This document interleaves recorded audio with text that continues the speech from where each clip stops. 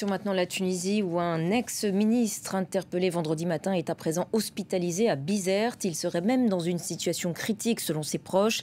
Il s'agit du vice-président du parti Ennahda, Nourdine Bihri. On va tout de suite rejoindre sur place notre correspondante Lilia Blaise. Bonjour Lilia.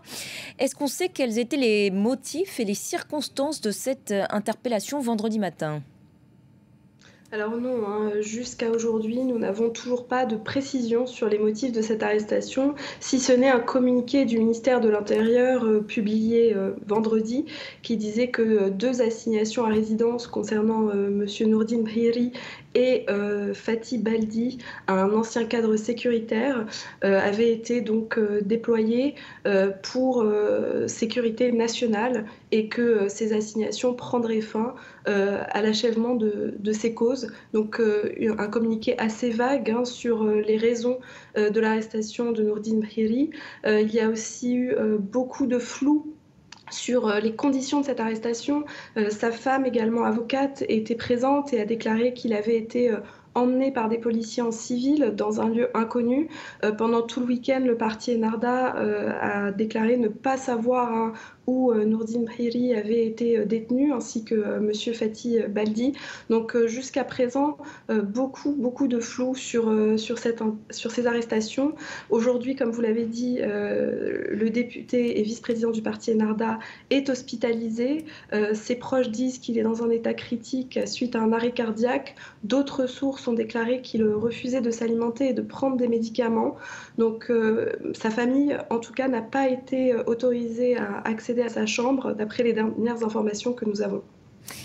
Cette affaire pourrait-elle accentuer encore la contestation contre le président Kais Saied, accusé, on le sait, de dérive autocratique depuis son coup de force de fin juillet ?